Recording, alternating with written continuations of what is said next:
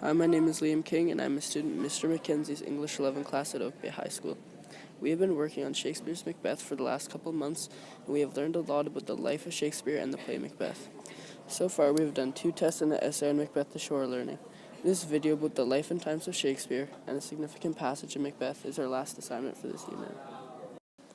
William Shakespeare, one of the world's best writers, was born on April 23, 1564 in Stratford-on-Avon, England.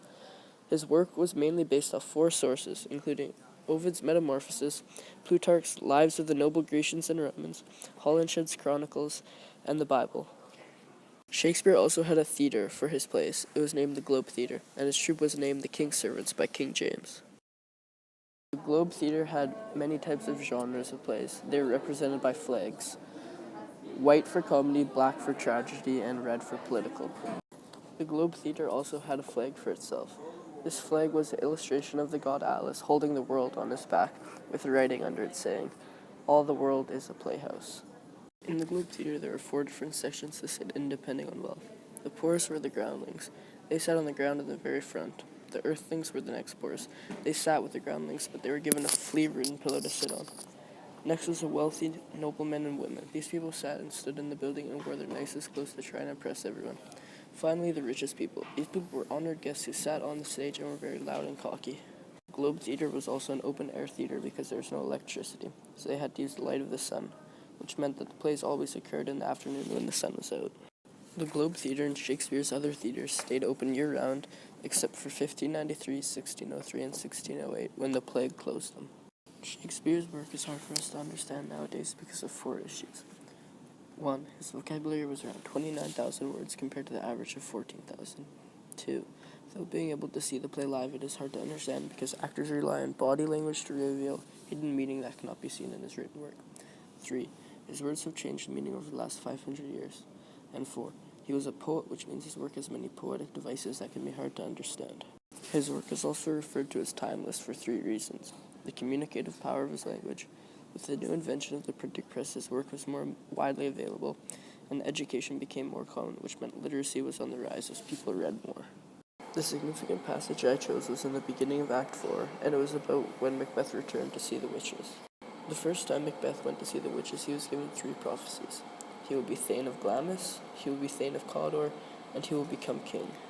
He was with Banquo, and Banquo was also given 3 prophecies, but one of them was very important. Banquo was told that he will not be king, but he will give kings. All of these prophecies came true for Macbeth, which scared him because he was afraid of Banquo's prophecy. That is why he attempted to kill Banquo and his son Fleance, but he ended up only succeeding in killing Banquo. This made Macbeth very anxious. Being the overambitious person he was afraid that Fleance would become the next king, which is why he went to the witches to try and get a security blanket of prophecies. And he goes back to the heath where the witches were. He sees 3 apparitions. The first one, an armed head. The second one, a bloody child. And the third one, a child crowned with a tree in his hand. The first prophecy tells him to fear the Thane of Fife. The second prophecy tells him that he will not be defeated of a man born of woman. And the third prophecy tells him that there will be a line of kings that are not his kin, and that he will not be defeated until Birnam Wood comes up to his castle at Dunsinane. The importance of this passage is how Macbeth reacts to these prophecies. "Then live, Macduff, what need I fear of thee?" This quote by Macbeth shows that he has been given a false sense of security, as he thinks no man born of woman can defeat him. What he doesn't know is that Macduff was born by a C-section. "That will never be who can impress the forest. Bid the tree unfix his earthbound root. Sweet bodements, good. Rebellion's head, rise never till the wood of Birnam rise." This quote by Macbeth shows that he feels even more secure, even though he doesn't know the plan of attack by Macduff, which involves moving Birnam Wood. After Macbeth returns from the witches, Macduff and his army are seen marching toward Macbeth's castle, with tree branches from Birnam Wood. Birnam Wood has come up to Dunsinane.